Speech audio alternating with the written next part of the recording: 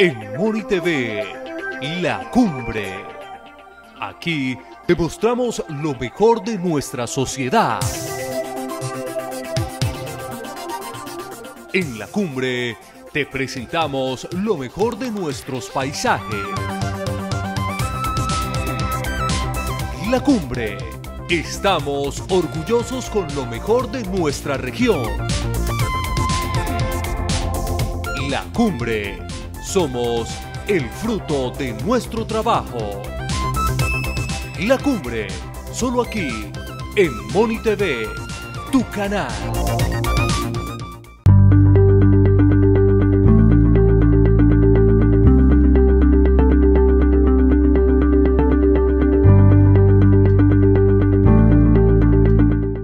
Este programa de Diálogo de la Cumbre de Televisión, dedicado a conocer la historia de las marchas y de los paros, no solamente que han ocurrido en Colombia, sino con algunas características también a nivel mundial, a nivel internacional.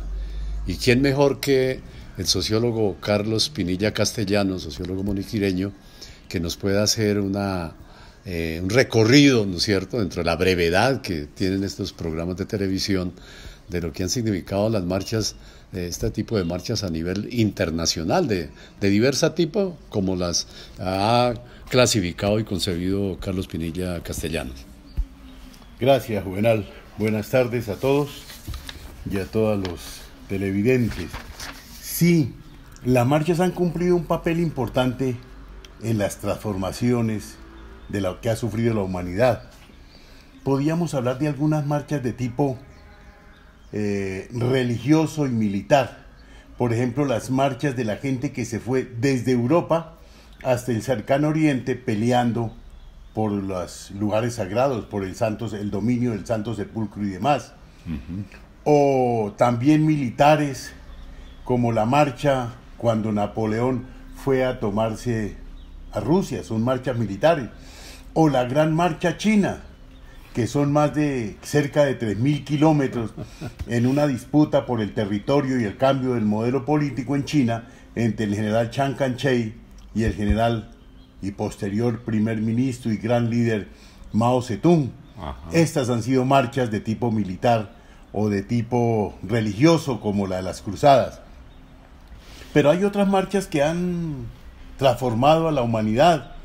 Voy a mencionar algunas y de rapidez. Por ejemplo, la más importante en la historia de los trabajadores en el mundo es la marcha del Boston Tea Party, que ocurre en 1773 en Boston, sí, y que posteriormente su influencia va a dar a Chicago, sí, y entre juntas ciudades se realizan las grandes marchas y manifestaciones que dan origen al desarrollo del sindicalismo norteamericano, sí, y a la consecución de las 8 horas de trabajo, 8 horas de descanso y 8 horas de estudio de la clase trabajadora. Que luego aquí María Cano también las retoma y las divulga a nivel de nuestro territorio nacional. Claro, pero más de 100 años después, sí, las transformaciones a veces nos llegan un poco tarde, pero bueno, nos llegan. Otra marcha y revuelta importante en la historia de la humanidad es la Revolución Francesa, que va entre 1789 y 1799, que arranca con la marcha de la clase popular, de los trabajadores, de los obreros, de los estibadores franceses hacia la Bastilla, y entonces se da la toma de la Bastilla, liberan los presos que estaban allí, decapitan más tarde al rey y dan origen a todo ese proceso social, político, pero fundamentalmente cultural que llamamos la Revolución Francesa, y que culmina el 18 brumario, el 18 de julio, con la llegada de Napoleón al poder, el 18 brumario de Napoleón Bonaparte.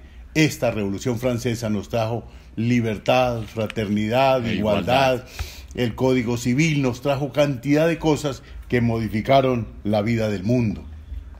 Otra marcha importante, la Marcha de la Sal, que es una marcha por el lado de la India. De la India, que es reivindicativa también, que es pacifista, que es desobediente contra el imperio inglés y el Imperio inglés tenía el monopolio de la sal. Nadie podía tener sal si no era a través de la corona inglesa. Y liderada por Gandhi, que se va desde Asran, que es donde queda el monasterio que él vive, bien al norte de la India, y van y camina cerca de 350 kilómetros hasta el Océano Índico por esa lucha por la sal, y por eso se llama la Marcha de la Sal. Iniciador también de la desobediencia civil. De la desobediencia civil, aunque ya habían escritores norteamericanos que habían trabajado desde la perspectiva de la filosofía el tema de la desobediencia civil. Sí, un gran practicante, la practicó de verdad, sin disparar un solo tiro, digamos, en su concepción de lucha, ¿no? Sí. Y sin un solo tiro, oponiéndose a toda forma de violencia, y logró sacar el imperio que había más grande en el mundo en ese momento. En 1949 se da la independencia definitiva de China, y esta marcha se da en 1930. Pasan 19 años de una lucha pacifista, de una lucha tranquila, de una desobediencia que culmina con la independencia de la India frente a los estados, a los ingleses, al imperio inglés. La otra marcha famosa que también ha cambiado el mundo, y nos han presentado cantidad de películas, pero no hay que verla solamente como la lucha de los negros, es la gran marcha sobre Washington que hace Martin Luther King en 1963, en pleno apogeo del gobierno del presidente John F. Kennedy. Van desde Alabama, desde donde un pueblo pequeño de negros en Alabama, y marchan hasta el Capitolio en Washington y hacen una manifestación. Los medios oficiales hablan de que fueron 300,000 negros ese día, o 300,000 personas, pero otros historiadores nos hablan de que fue una marcha más de 500,000 personas, y ahí donde el señor Luther King dijo: I have a dream, yo tengo un sueño de que todos seamos iguales, que no haya discriminación, que haya libertad. Ahí consiguieron el derecho a voto los negros, ahí consiguieron el derecho a sentarse en el puesto que quisieran, en el bus o en el metro, que hasta ese momento estaba prohibido.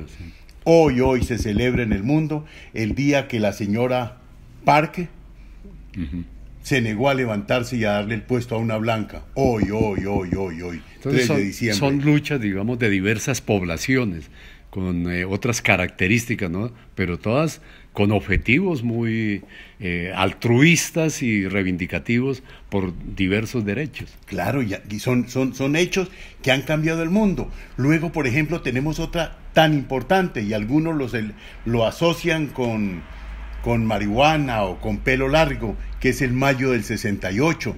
El Mayo del 68 nos cambió el mundo, Francia. Nos cambió la música, nos cambió la cultura. Una cosa tan sencilla que ocurría allá y en todo el mundo en el 68. El marido tenía autoridad sobre la mujer y él decidía qué hacer o no, la mujer no tenía cuenta. En fin, reivindicó los derechos de la mujer, que hoy se disfrutan plenamente, y hoy todavía estamos luchando. Pero en muchos países se ha alcanzado esa libertad, esa equidad entre hombres y mujeres. Ya no hay autoridad patronal. El patrón es el patrón, pero no es la autoridad sobre el trabajador. Se consiguió también allí.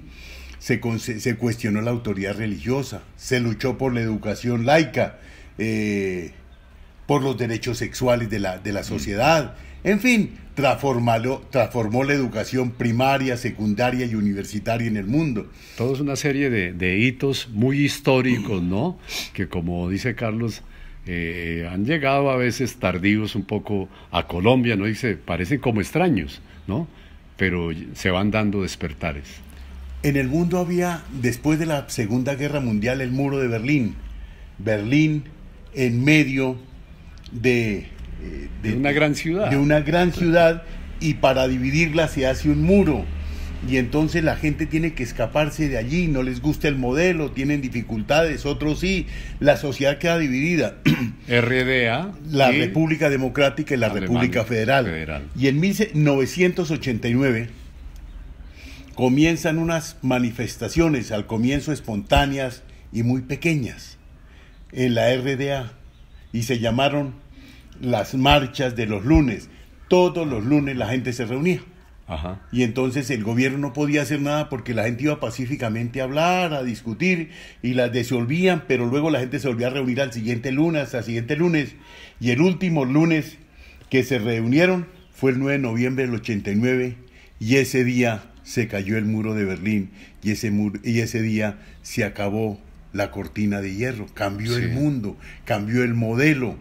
Fue significativo a partir de unas marchas que se hacían muy pequeñas en un comienzo, la marcha de los lunes en la RDA, y que dura buena parte de 1989, termina con un hecho histórico como la caída del muro de Berlín. Ahora, pero ahí como para hacer una mención también por los días que se toman allí en Argentina, con la dictadura, digamos, más recientemente, y las madres de la Plaza de Mayo, las abuelas. Las abuelas, ¿no es cierto? Que también cada 8 días daban vueltas alrededor ahí de la plaza del Parlamento. Del Parlamento y de la Casa Rosada presidencial de Argentina, ¿no?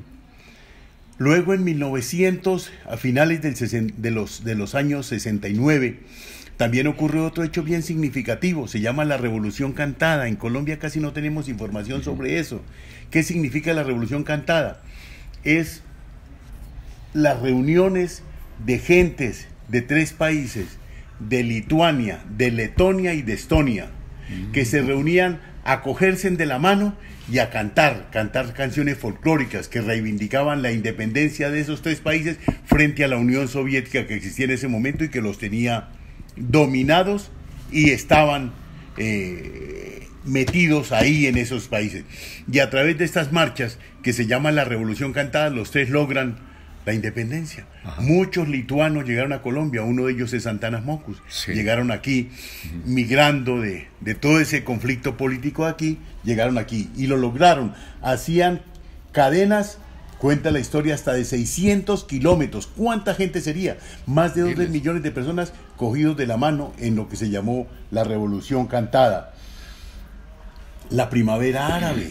Ajá. Todo el norte de África fue a partir de marchas, de revoluciones. ¿En dónde?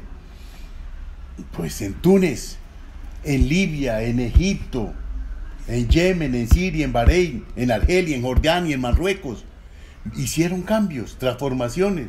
En algunos lograron gran apertura, por ejemplo, en el caso de Argelia y en el caso de Túnez. Túnez recientemente hubo elecciones, hace tiempos que hay elecciones y derrocan gobiernos, cambian gobiernos por razones tan sencillas para nosotros, de pronto no significativas, como si es obligatorio o no el velo, si es obligatorio determinados comportamientos frente al islamismo, y son sociedades que han cambiado mucho. Se llama la Revolución de la Primavera.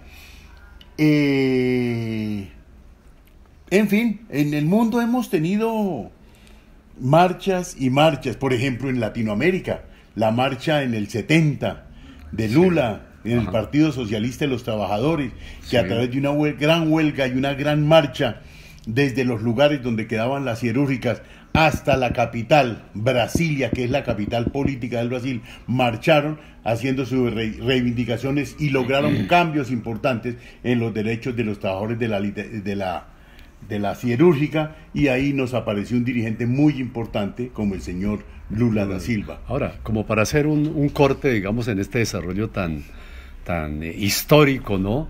Donde no se ha hablado de revoluciones, sino simples marchas que han cambiado, sí, la historia de cada país con diversos objetivos, con diversas características, ¿no? Y para hacer un alto acá, la marcha bueno, no con las dimensiones que se vienen comentando, pero la marcha del hambre del magisterio del Magdalena, ¿no? De 1966, que salieron de Santa Marta hasta Bogotá, hombre, por reivindicaciones tan sencillas como el salario, ¿no? Pero fue una marcha histórica que cruzó aquí por Moniquirá y llegó a Bogotá. Sí, ya ¿no? Hablaremos de eso, sí. Pero indudablemente quiero hacer como una recolección final de esta primera parte, que es que en todas estas marchas la humanidad ha logrado grandes transformaciones, pero los marchantes han sufrido grandes represiones y han tenido que hacer sacrificios. En Chicago fusilaron al dirigente por echar el discurso, alguien le hizo un tiro a algún policía, dicen que fue un provocador, pero eso dio a que fusilaran unos soldados, a unos obreros. Los fusilaron, sí, pero las reivindicaciones quedaron. En 1905 las reivindicaciones marchando a donde el zar Nicolás, y los bolcheviques y los mencheviques en el 17 y la revolución, duraron de esos 12 años, pero implicaron sacrificios. En todas estas marchas mucha gente ha sido incomprendida, no, pero al final han logrado sus objetivos, y eso es como que todas las marchas tienen un sentido, y fundamentalmente un sentido social, reivindicativo, no individual, sino colectivo. Las gentes ahora, perdón que me adelante algo, no marchan por mi pensión, la gente marcha por la pensión de las futuras generaciones, no marchan por mi educación, yo ya me eduqué, bien o mal, es por la educación de las futuras generaciones, de nuestros hijos, de nuestros nietos, de nuestros bisnietos. Las reivindicaciones y las luchas y los sufrimientos no han sido porque hayan sido luchas individuales, sino luchas de un gran contenido y un gran impacto social. Ahora, también por decir algo, ¿no? ¿Y por qué se dan esas marchas, no? ¿Contra quién se dan esas marchas, no? O sea, los que se dicen son los dirigentes de un país, los poderosos, ¿no? Los gobernantes, que efectivamente debían hacerlo para beneficio de toda la población, ¿no? Pero eso es lo que no se comprende, y entonces la gente al final se rebela. Y hay iniciativas de ese tipo, ¿no? Una marcha, una huelga de hambre, diversos eventos que, como usted lo viene comentando a nivel histórico, pues han dejado huella, ¿no? Y para estas presentes generaciones hay que beber de esa historia, porque todo no es gratuito en el desarrollo, pues, de la misma humanidad, ¿no? Para el progreso, entre comillas, de los pueblos. Eso está muy bien, Carlos. Vamos a hacer un alto acá y ya continuamos en Diálogo La Cumbre Televisión.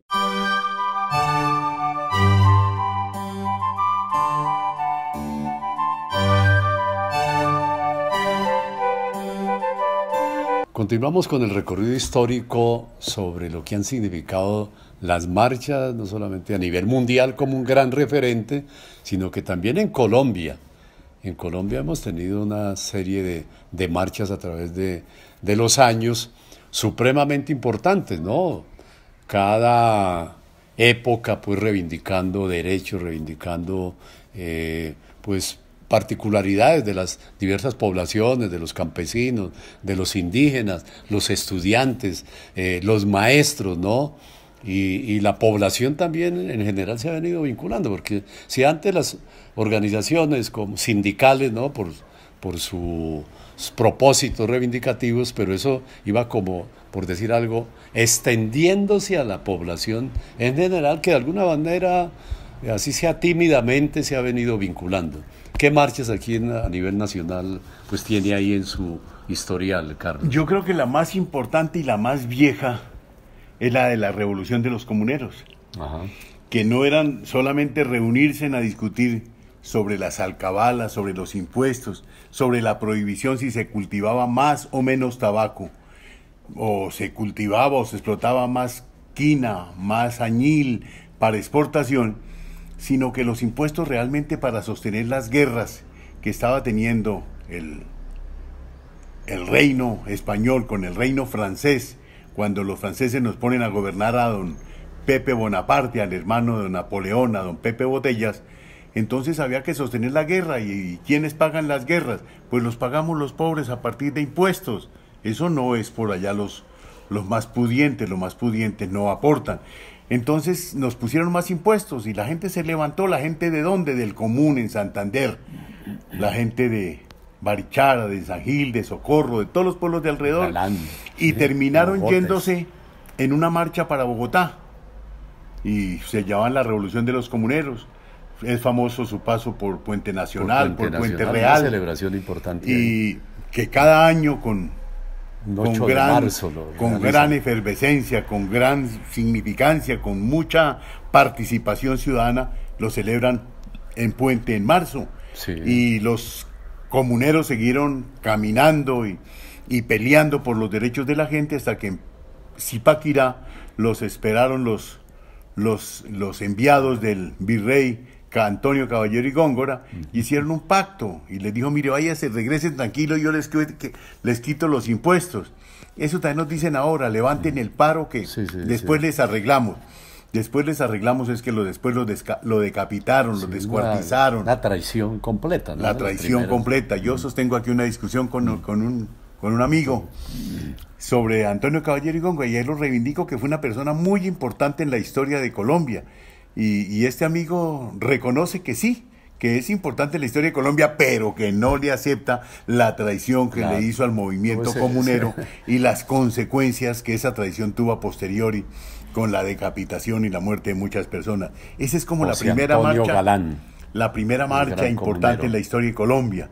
Cada quien la cuenta de acuerdo a los intereses que quiere verla, pero es importante. 700 por año 86, sí. Bueno, luego viene las marchas, ya vienen en el siglo XX. La primera y más significativa que aparece en la historia es la de 1909. Una gran manifestación y una gran marcha, numerosa para su tiempo, contra el general Rafael Reyes. Un hombre importante en la historia de Colombia, poco conocido. ¿Ya estudiantes? El cauchero. ¿Pronunciaron ahí? No tanto estudiantes. Más era la población colombiana en general que no estaba de acuerdo con dos cosas. La primera, él estaba haciendo una constituyente para perpetuarse en el poder. Y la segunda era que quería hacer un acuerdo con los Estados Unidos para arreglar definitivamente lo del Canal de Panamá, y la gente estaba todavía muy resentida por lo que nos había hecho Estados Unidos con relación a Panamá, y la gente no quería acuerdos. Eso llevó a que se hiciera una gran manifestación, que marcharon alrededor de la Bogotá de entonces, y el señor Rafael Reyes no pudo hacer ni los acuerdos con los Estados Unidos, y tampoco la constituyente le funcionó y se cayó. Esa es como la gran manifestación. Luego en 1928, que eso sí García Márquez nos la ha contado de una manera maravillosa. De las bananeras. Que son la masacre de las bananeras. Un 5 de diciembre de la United Fruit Company. Los obreros estaban luchando por sus derechos, por su trabajo, porque les pagaran su sueldo en metálico, en dinero, y no con vales, que les mejoraran los casinos, las formas de dormir, una serie de reivindicaciones de los trabajadores. Mínimas de subsistencia y de vida. Sí, el derecho a sindicalizarse, etcétera, etcétera. Pero la United Fruit no quería, y arregló con el presidente de ese entonces, el conservador don Miguel Abadía Méndez, quien manda un general boyacense, Cortés Vargas, y lo manda al frente de un pelotón de soldados, y los obreros estaban reunidos en la estación del ferrocarril de Ciénaga, y les dice, bueno, les doy tanto tiempo para irse, y si se quedan, no respondo. Los obreros no se movieron. García Márquez, que dice textualmente en 100 años de soledad, que les dijo, cabrones, les doy 5 minutos para irse, y que nadie se movió. Que se oía como hasta el volar de una mosca, y como no se movían los 5 minutos, dio la orden de disparar, y entonces hubo una masacre terrible. Cada quien habla según su ideología. El periódico El Siglo dijo que habían habido 2 muertos. La República habla de 8 muertos. El diario El Espectador habla de cientos de muertos. Y García Márquez, en su literatura, nos habla de miles de muertos. Parece que fueron miles de muertos. Hace poco una parlamentaria, no menciono su nombre, dijo en el Congreso que eso de la masacre de las bananeras era una ficción, que eso no había ocurrido nunca, que alguien se lo había inventado. Sí, ya hace poco yo tuve la posibilidad de leer un telegrama que de esa época alguien le envió a un residente de Bogotá, donde hacía mención de que se habían dado más de 1000 o más muertos en la masacre de las bananeras. Eso como para hacer un registro, ¿no? Como masacre. Ahora también ahí recordamos algo internacionalmente de la cantata de Santa María de Iquique de Chile, en Chile también con los obreros del cobre, ¿no? Que también se dio una masacre allá. La Virgen de Iquique, que es la Virgen patrona de los obreros del cobre. Sí. Esa es otra, y hay diferentes versiones, más en el cine, y en la literatura.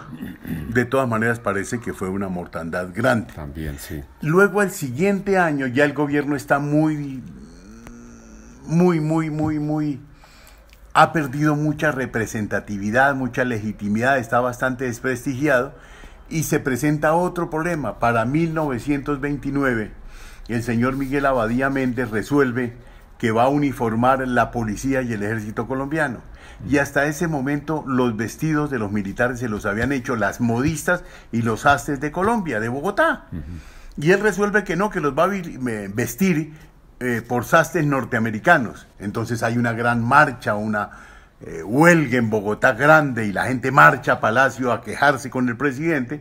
La Guardia Presidencial arma una balacera contra los trabajadores y matan a un estudiante, el estudiante Pastuso Gonzalo Bravo Pérez. Bravo Pérez.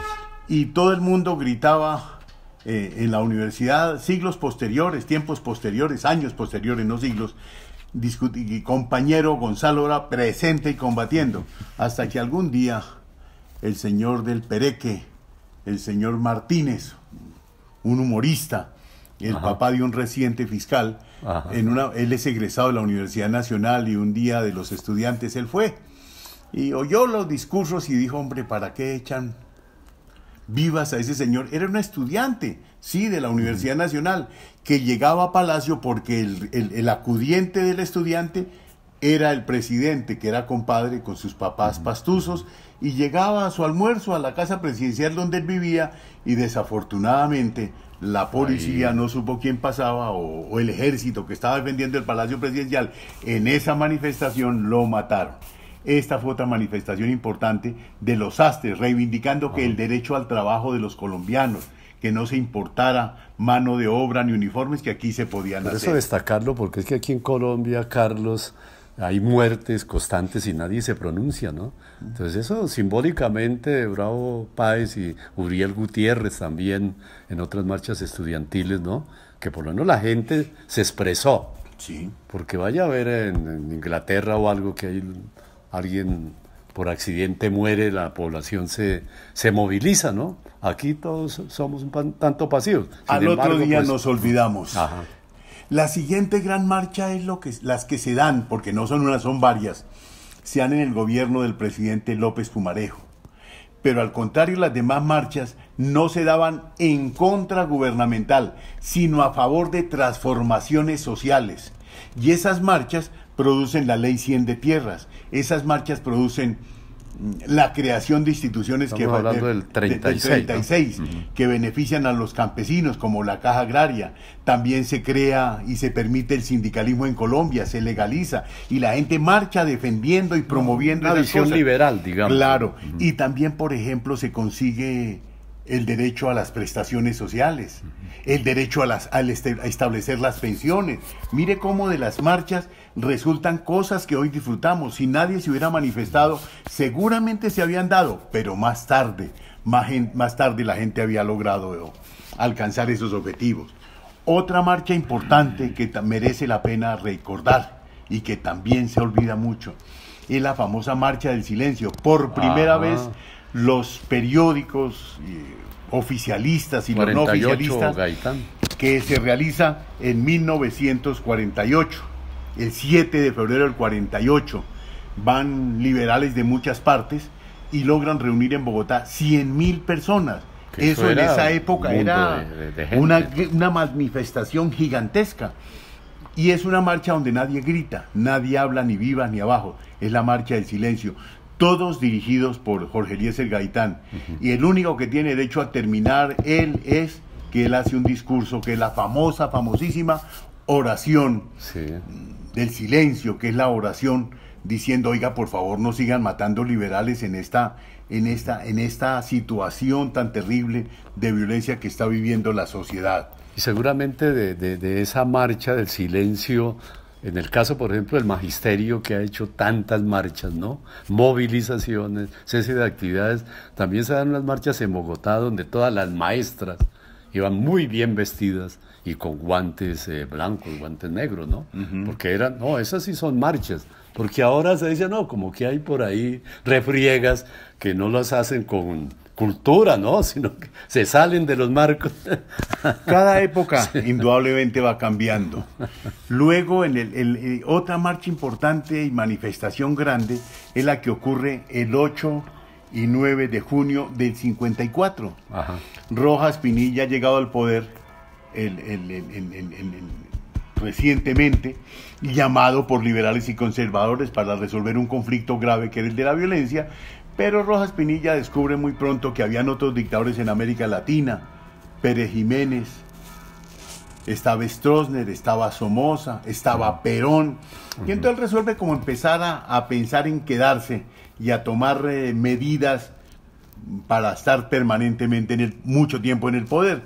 Y las estudiantes empiezan a levantarse contra sus reformas y las cosas que él empieza a cambiar, y hay una manifestación. El día 7 matan a un estudiante, muy recordado en la Universidad Nacional, el estudiante Uriel Gutiérrez, y al otro día los estudiantes en marcha protestando por su muerte y protestando contra el gobierno, van otra vez por la carrera octava hacia la Plaza de Bolívar, y en la esquina de la calle de la calle 13, de la calle 13, ¿no? O la calle 12, los soldados lo están esperando, y hay una masacre. Hablan, no está claro si fueron 12 o 10 muertos, pero hubo su mortandad a raíz y ese realmente es como el comienzo del fin del periodo del general Rojas Pinilla, que en el 56 resuelve irse y dejarle el poder a la Junta Militar para que en el 57 empecemos el Frente Nacional. Carlos, podemos hacer también aquí un nuevo alto, ¿no es cierto?, en ese recorrido que hemos hecho ya histórico de las marchas y lo nacional también, ¿no? Para ahora, en la siguiente tramo, hablar de los paros también muy significativos y su trascendencia, ¿no?, en la vida pública nacional. Entonces vamos a hacer un alto nuevamente y ya continuamos en Diálogo de la Cumbre Televisión.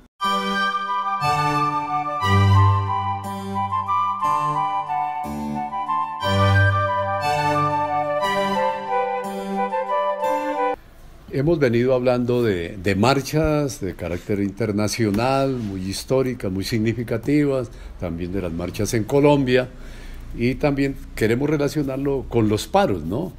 Pues las marchas a veces son, digamos, desarrollos de propósitos más grandes, ¿no?, que pueden caer en paros de carácter nacional, eso también se han conocido, que duran días, meses, ¿no?, por reivindicaciones muy propias de diversos gremios, de estudiantes, de maestros, bueno, y organizados principalmente por los sindicatos, a pesar de que en Colombia el porcentaje del sindicalismo es mínimo con relación a otros países.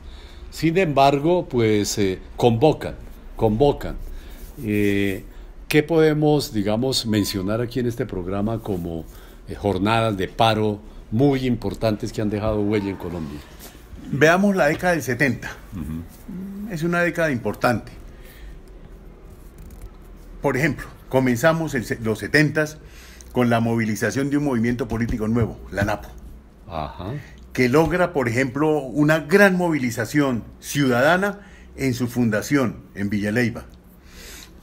Pero también en los 70s ocurre que ante la pérdida hacen una gran movilización. Hoy pérdida que la mayoría de los ciudadanos reconocen, aunque no hemos conocido el texto final que iba a publicar cuando se muriera el ministro de gobierno de ese entonces, el doctor Noriega, el Tigre Noriega. Él había prometido que una vez que se murieran publicar un libro, pero el libro no lo hemos visto, donde iba a contar cómo fue que se robaron esas elecciones, según él, lo dijo a un periódico. Pero esa pérdida generó movilizaciones que las paró Carlos Lleras Restrepo con su célebre toque de queda. Todo el mundo a dormir. Y logró de esa forma paralizar las manifestaciones. ¿Qué más ocurre en los 70s? Movimiento estudiantil empieza a surgir con otra característica, con otra ideología, no solamente reivindicativa, sino con una buena formación política. Es famosa la marcha de los estudiantes de la UIS y la huelga de los de la UIS. Por Moniquirá pasó la marcha de la UIS, encabezada por Jaime Arenas. Muchos moniquireños le dieron alojamiento. En mi casa se quedó un muchacho, no me acuerdo ni cómo se llama. Me acuerdo en la casa de quién se quedó Jaime Arenas. me acuerdo, pero no lo digo, y pasaron para Bogotá, sí, y movieron los estudiantes de todo el país. Nosotros los estudiantes de aquí de bachillerato fuimos y los recogimos en el Puente de la Libertad y nos vinimos caminando hasta aquí, y después los acompañamos de aquí hasta La Roca. Sí. Y allá habían estudiantes de Tunja y de Arcauco que los esperaron y se fueron. Sí, fue una movilización importante. Los maestros. Ahora, pero antes de los mismos estudiantes, ¿no? Como una característica, se habló del cogobierno, ¿no? O del gobierno escolar, por esas épocas, ¿no? Era una de las reivindicaciones, pues, que parecía como salida de los cabellos, ¿no? Pero que se quería, pues, porque las directivas, los consejos directivos de las universidades siempre imponían, y surge eso como el movimiento nacional y de masas, ¿no? Pues, ya que lo menciona, realmente sus reivindicaciones hoy subsisten y se llevaron a la práctica. No exactamente como el movimiento estudiantil quería, en un comienzo sí fue, y la Universidad Nacional lo logró hacer. Cuando yo llegué a la Nacional estaba el cogobierno, y en elecciones libres se nombraba el rector. Nombramos a Luis Carlos Pérez, un abogado muy importante, y entonces me acuerdo de los avisos, de los votos de los representantes, los sectores políticos de la Universidad Nacional. Entonces, ¿quiénes eran los representantes? Estaba Marcelo Torres, estaba Simancas, estaba Moncayo, estaba Hackerman. Fueron al consejo directivo, y el que presidía el consejo directivo era Luis Carlos Galán Sarmiento, un joven de 28 años que implementó las reformas. Hoy ministro de Educación. Era el ministro de Educación. Hoy no es el cogobierno igual que ese tiempo, pero hoy tenemos estudiantes en menos cuantía, tenemos profesores, tenemos trabajadores en el consejo directivo. Sí. Es que los consejos directivos antes de esos eran manejados por los señores obispos de cada región. Ahora, y eso se extendió hasta el nivel secundario, ¿no? Lo que llama el gobierno escolar, que hay participación de los estudiantes, de los padres de familia, de los alumnos. Bueno, por lo general los rectores son los que orientan ese consejo, sí, pero también algo que dicen de mínima democracia, ¿no? Una democracia allí, sí, claro, de formación de los estudiantes. Esto viene de ahí. Muchas veces no se lleva a la práctica definitivamente, como usted dice, por definitiva pereza de los rectores. Pero sí fue una cosa que se empezó a pelear allí en el 70 y que se alcanzó. Otra cosa importante en el 70 es como plantearse una nueva relación entre los maestros y la sociedad. Y los maestros ya empiezan a hacer suyo el problema de la calidad de la educación, el problema de la infraestructura para la enseñanza, si los colegios estaban bien o no, si se caían lluvias, etcétera, etcétera. Y también sus reivindicaciones salariales. Sí. Los maestros fueron muy mal pagos durante mucho tiempo, hoy lo son todavía. Cada mes una huelga. Pero y no solamente porque les subieran, sino porque les pagaran. Y les pagaban, si se fumaba tabaco, si se bebía aguardiente o más cerveza, había plata para los maestros, y si no, no. Entonces, es célebre la marcha de los maestros del Magdalena, sí, que salen de Santa Marta, van a Bogotá, que son el gran caminante es Alberto Carvajal, que le hacen canciones. En Moniquirá se quedó, traía un perrito callejero que encontró en algún lugar y se volvió símbolo de esa marcha, que se llamaba el perro solidario.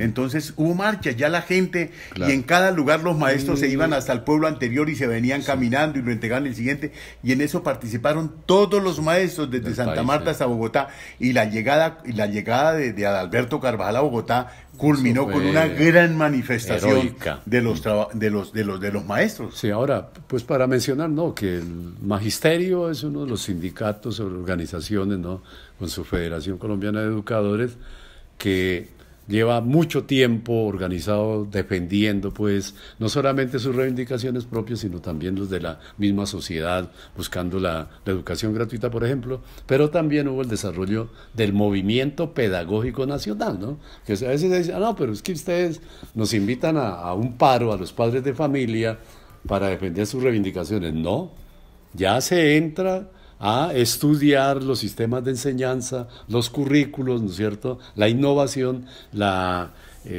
creatividad, ¿no es cierto?, en el desarrollo de los programas, y es una cosa supremamente importante que se da en esos desarrollos de este gremio. Sí, esto, ¿no?, ocurre justamente en los 70s, y aparece de verdad, no en todas partes, pero aparece no solamente ya al interior del magisterio, la lucha del magisterio por sus reivindicaciones, sino la lucha que se denomina el movimiento pedagógico. Oiga, cambiemos la forma de enseñar, cambiemos las cartillas, cambiemos los libros de texto, discutamos sobre la calidad, que es trascender de lo que antes se hacía, reiterativa, memorista, y volvemos a otro tipo de educación, y eso también es parte de toda esta lucha que se ha dado, no en todos los maestros, pero sí en sectores importantes del magisterio. Sí, vamos llegando en lo que también otro sector, como ya lo ha mencionado Carlos, que es el movimiento estudiantil, ¿no? Que en la época del 70 y posteriormente, yo creo que casi no hay año que los estudiantes no se manifiesten, ¿no? Ahorita estuvimos con la huelga que se llamó de la MAN, el Movimiento Amplio Estudiantil del 2011, la otra de la 2018, también muy recientes, muy importantes, ¿no? ¿Qué dejó esas movilizaciones de los estudiantes, pues, ¿no? Esas movilizaciones fundamentalmente... Ahorita en el gobierno pasado de Juan Manuel Santos y... implican mayores recursos para la educación pública, que más gente tenga acceso a la educación. Es que los recortes que se han vivido desde mi época hasta ahora son recortes monstruosos. Es decir, yo estudié en la Universidad Nacional pagando 40 pesos el semestre, mi hermano Esberto pagaba 50, mi hermano Fabio pagaba 25. Era la única forma que teníamos los pobres de acceder a educación. Mis hijos estudiaron en la universidad y ya mi hijo mayor pagaba 900.000, mi hijo siguiente pagaba 650.000 pesos, Yolanda pagaba ya 2 millones o 1 millón y tanto, es decir, pagábamos más, cada vez y cada vez fuimos perdiendo los derechos de cafetería, los derechos de residencia, los derechos de bata, los derechos de salidas, todo tenían que financiar los estudiantes. Entonces se pelea siempre por más financiación para la educación pública, por más recursos, por más cupos en la educación pública, contra la privatización de la educación. Durante mucho tiempo nos dieron una cosa que era el subsidio a la oferta y ahora nos dijeron el subsidio a la demanda. Entonces yo le presto plata, yo no le doy educación, sino le presto para que usted vaya y pague en cualquier universidad lo que quiera y usted se endeuda y cuando termine, pues dura 10, 20, 30 años o usted o sus papás pagando la educación. Son luchas que y a veces la gente no entiende, dicen, pero estos por qué molestan, estos por qué ocurren. Por ahí las reivindicaciones dicen, bueno, y sus hijos son estudiantes, vincúlese a la movilización dirigida como a los padres de familia, ¿no? Y se menciona a veces por los medios de que los últimos gobiernos han incrementado el presupuesto. No es así, es decir, pues la economía de todas maneras, el efecto del dólar y todas esas cosas, como que hace ver los presupuestos mayores. Pero los recortes del 80 que le hicieron a la educación fue violenta, ¿no? Y ocurre cosas como la Universidad Nacional, uno va allá y conoce todo su entorno, y es un entorno bastante deteriorado, los profesores no ganan iguales que en las universidades privadas, es difícil y por eso uno entiende, si uno se mete a fondo, va a conocer el sentido de las luchas. Pero ya lleguemos a los 80 para avanzar. Y ya empezamos a tener en los 80s, 90s otro tipo de manifestación. Cambiamos el mundo, cambiamos el modelo de gestión del territorio, empezamos la descentralización, pensamos que la descentralización era la panacea, le tiramos cantidad de responsabilidades a los alcaldes y gobernadores, la nación un poco se desentendió de sus responsabilidades, pero la cosa no resultó igual. Entonces, ¿qué hicimos? Volvimos a las marchas, y entonces tenemos marchas importantes y muy, muy grandes, como la del sector de los campesinos, que tuvo hace cuántos años, 8 días, 10 días bloqueados al país. Nosotros, mi esposo y yo fuimos, 8 días tuvimos que estar en un hotel de Tunja porque no había ninguna forma de pasar. Había paros, y la de los indígenas ha sido grande, y no solamente los indígenas del Cauca, sino los indígenas de Risaralda, o los indígenas del Chocó, los indígenas de Córdoba. Es decir, es una población que ha sido muy marginada. Buena parte de la lucha después de los 90, después del 2000, son luchas por inclusión social, porque me reconozca mis derechos. Es que solamente empezamos a reconocerle derechos a los indígenas en la Constitución del 91, antes los consideramos menores de edad, sí. Es decir, era nada más racional que entender sus luchas. Hoy hay que entender es porque no los maten. Sí. Ahora, mencionar ahí, Carlos, dos organizaciones muy importantes. La ANUC, la Asociación Nacional de Usuarios Campesinos, que luchó por una consigna por allá del 70, que era la tierra para quien la trabaja, ¿no? Bueno, reivindicando sus territorios, principalmente en la costa, bueno. Y la ONIG, Organización Nacional Indígena, ¿no es cierto?, del Cauca. Digamos, eso como a nivel ancestral también muy importante. Los campesinos, quiérase o no, y los indígenas han luchado toda la vida, así, no tan, con mucha presencia, pero últimamente sí ya la organización ha llegado pues a conmover la misma población. Juan Manuel Santos dijo, ¿y cuál paro? ¿Cuál paro de los campesinos, no? Y el paro andando, ¿no es cierto?, por toda Colombia. Eso para hacer unas menciones. Y tenemos que llegar pues a este año, 2019, ¿no? 2019, cambio de gobierno, un presidente que se anunció por ser joven, ¿no?, que iba a hacer grandes transformaciones, ¿no?, que ha dejado acumular 15 meses de gobierno donde no se han visto transformaciones ni cambios, y las organizaciones sociales, unas organizaciones sociales nuevas, convocan a este paro del 21 de noviembre, ¿no?, pero son superadas por las masas de juventud, ¿no es cierto? No solamente de estudiantes, porque lo que se ha visto en estas jornadas últimas es que mucho sector popular, ¿no?, de desempleados, acaba el DANE de dar un dato de 2.400.000 desempleados en Colombia, muy pasivamente, que aquí no se manifiestan, ¿no? No se manifiestan, pero al parecer como que está tomando forma, además superando ese fenómeno de la violencia, Carlos, contra las FARC de la guerrilla, ¿no?, que quien se atreviera a hacer un pronunciamiento, una manifestación, se ubicaba como guerrillero, como subversivo. Como ya se ha acabado esa figura por el acuerdo, digamos, de paz, como que la gente ha tomado su papel importante de reivindicar sus propios derechos. Realmente hemos vivido una época de una agitación social importante, pero sobre todo de una agitación consciente, es decir, la gente lo hace a sabiendas. Esa historia de que es que la gente es movida, manipulada, no, y la gente es consciente porque eso pelea. Yo conozco el departamento del Cauca por razones de mi trabajo en la ESAP, y pueblo por pueblo, y conozco los resguardos, conozco las poblaciones, los cabildos, los gobernadores, la gente allá, sé cómo es, y la gente se está peleando porque tiene unos derechos, porque ya son conscientes de sus derechos y se las pelean, y a veces a los otros no nos gustan, los blanquitos de Popayán o de Bogotá, pues no les gusta que los indios peleen, pues los indios tienen razón, tienen sus razones, y hay que oírlos, y hay que conversar con ellos y ver qué se resuelve. Este año tuvieron un paro grande, largo, fue difícil conversarlo porque el gobierno, en cabeza de su presidente, decían que no conversaban, que hasta que no levantaban el paro, y los otros, conociendo cómo es la historia de este país, decían, no, primero hablamos y miramos a ver qué hacemos. Sin embargo, siempre eso de conversar, uno sabe en el fuero interno que algo les cumplirán, pero que en mucho les pararán conejo. Y después de eso llegamos a este paro del 21 de noviembre, un paro sui generis, un paro diferente. Muy particular. En primera cosa es que los sindicatos siguen siendo importantes en Colombia, los centrales, pero ya no tanto. Ya hay otros sectores sociales que han copado eso. El modelo económico ha buscado cómo acaba con los sindicatos, ya muchos los ha acabado. Claro. Sindicatos que eran importantes en Colombia, duro, como Telecom, como la USO de los petroleros, no, todo eso ya ha ido acabando. Hay otros actores sociales.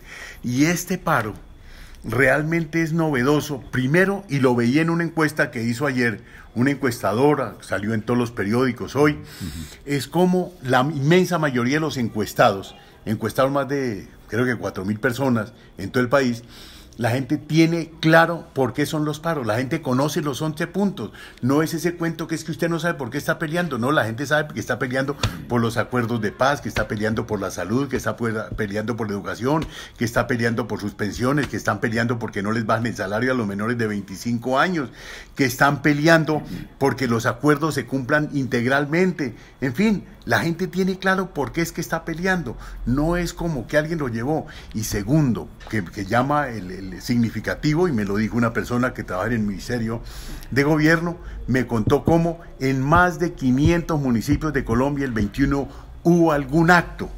Yo mismo me asusté que en Moniquirá hubo un acto que movió cerca de 250 personas. En el momento máximo conté 274, en el momento mínimo conté 218. Pero fue gente. Y en pueblos pequeños, más de 500 municipios de Colombia, hubo alguna manifestación. Eso es significativo. Histórico. Pero claro, es histórico. Y además, que la mayoría de los participantes son jóvenes y mujeres. Nos habían dicho y nos habían vendido la historia a las mujeres que no se metan, que ellas no son para la política, que no están en la calle, que ellas no tienen reivindicaciones, que las reivindicaciones se las pelea el marido. No, Ortica, eran mujeres mayoritariamente luchando hombro a hombro con toda la sociedad por estabilidad laboral, porque al futuro tengan pensiones. Y los muchachos salen a la calle porque están viendo que no tienen futuro, que no hay futuro. ¿Qué me van a pagar? Voy a la universidad, mi papá se endeuda, entro a una pública, hago un esfuerzo. Y después, ¿a qué salgo? Vi uno por televisión que dijo, yo terminé ingeniería eléctrica.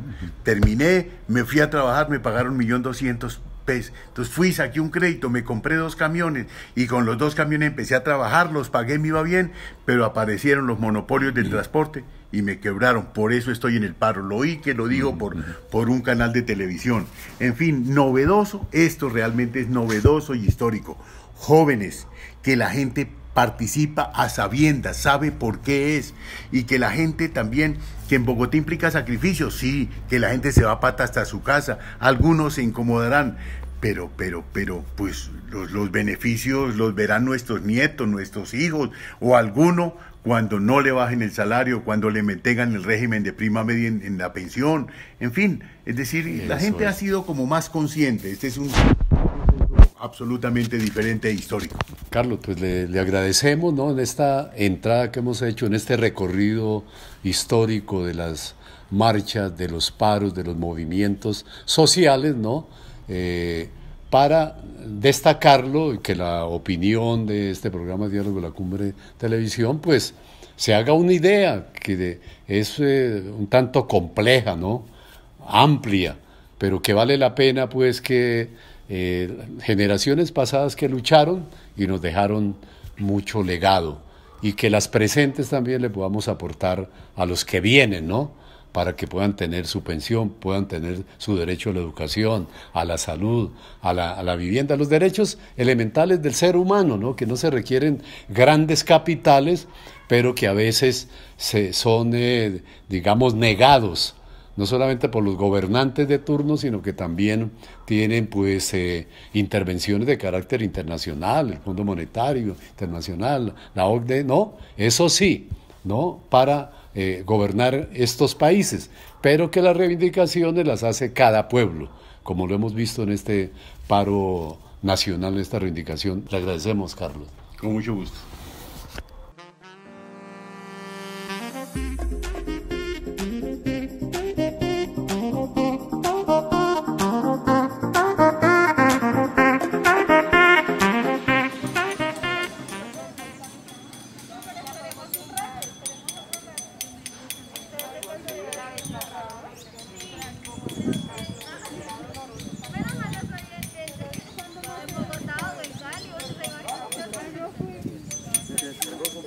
No, es que está haciendo Pero otras ese cosas día para fue que súper feo porque era muy poquito. tiene muy poco volumen. Yo sé que yo pongo un poco. Si quiere, hágale. Yo tengo un fanático también. Hágale, todo bien.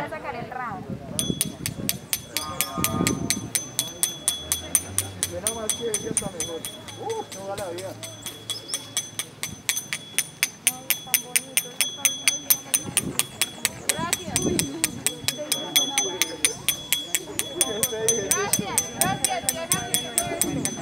Gracias.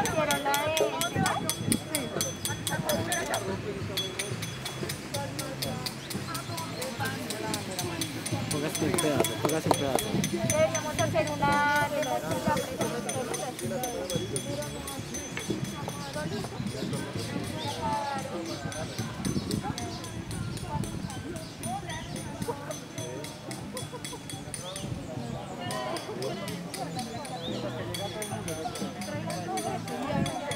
¿van a ir a la casa? Sí. Venga, vamos. ¿A qué va a ir? Está llegando más